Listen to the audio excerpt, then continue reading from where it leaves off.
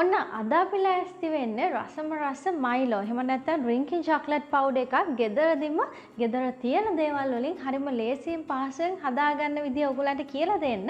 ඉතින් වෙලා ගන්න නැතුව බලමු කොහොමද ඩ්‍රින්කින් චොක්ලට් පවුඩර් එහෙම නැත්නම් මයිලෝ ගෙදරදීම හදාගන්නේ කියලා. අපේ YouTube channel එක දැන් subscribe කරන්න. bell icon එක click කරන්න අපේ අලුත්ම updates හැමෝටම කලින් දැනගන්න.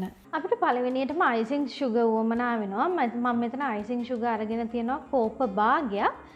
icing sugar වාට නැත්තම් මං සීනි වලින් ගෙදරදිම පහසුවෙන් icing sugar හදන විදිය කියලා දීලා තියෙනවා. ඒ link එක වාට වුවමනා නම් පල්ලෙහා description box එකේ තියෙනවා. ඒ වගේම අපිට කොකෝ පවුඩර් වුවමනා වෙනවා.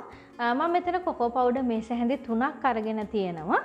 ඒ වගේම අපිට කිරිපිටි වුවමනා වෙනවා. සාමාන්‍ය ඔයගොල්ලෝ පාවිච්චි කරන ඕනම කිරිපිටි වර්ගයක්. මම මෙතන කිරිපිටි මේස හැඳි 4ක් අරගෙන තියෙනවා. ඉතින් මෙන්න මේ දේවල් තමයි අපිට අපේ මයිලෝ එහෙම නැත්නම් ඩ්‍රින්කින් චොක්ලට් පවුඩර් හදන්න වුවමනා වෙන්නේ. දැන් අපි ටිකක් ලොකු මිශ්‍ර කරගන්න පුළුවන් භාජනයක් අරගෙන පෙනහෙරයක් අරගෙන ඒකට icing sugar ටික ඒ වගේම කොකෝ පවුඩර් ටික ඒ වගේම කිරිපිටි ටික දාලා හොඳට කවලම් කරගමු. මේකෙන් මේ විදිහට හලද්දී අපිට හොඳට කවලම් කරගන්නත් පුළුවන් වෙනවා. ඒ වගේම තමයි ඔයාට බ්ලෙන්ඩ් එකක් තියෙනවා නම් බ්ලෙන්ඩ් එකට දාලා මේ ටික ඔක්කොම කවලම් කරගන්නත් පුළුවන්.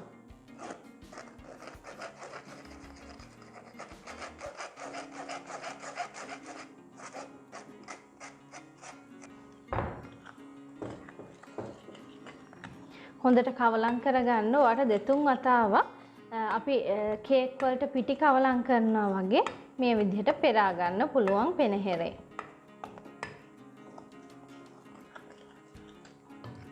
ඔන්න දැන් අපි අපේ ඩ්‍රින්කින් චොක්ලට් පවුඩර් එක හදලා ඉවරයි.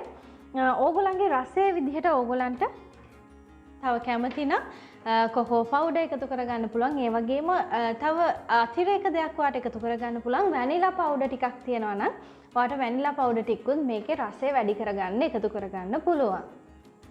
ඔන්න එහෙනම් දැන් අපි හදාගත්ත ඩ්‍රින්කින් චොක්ලට් පවුඩර් එකෙන් එහෙම නැත්නම් මයිලෝ එකෙන් අපි කූල් මයිලෝ එකක් හදන්න තමයි යන්නේ. මම තේ හැන්දි වලින් පුරවලා 3ක් එකතු කරගන්නවා. ඊට පස්සේ අපි උණු වතුර ටිකක තමයි මේක දිය කරගන්න ඕන. උණු වතුර ටිකක් දාලා අපි මේක හොඳට දිය කරගමු. ඔයගලන්ට පේනවා පාට ඒ කියන්නේ නිකන් සුදු පාටට වගේ පෙනුනට හොඳට පාට තියෙනවා මේක වතුර දාලා දිය කරද්දි. දැන් අපි ෆෝම් කරගත්ත කූල් මිල්ක් තියෙනවා. මම ඒ ටික මේකට එකතු කරගන්නවා. අයිස් කැට ටිකකුත් මම එකතු කරගත්තා.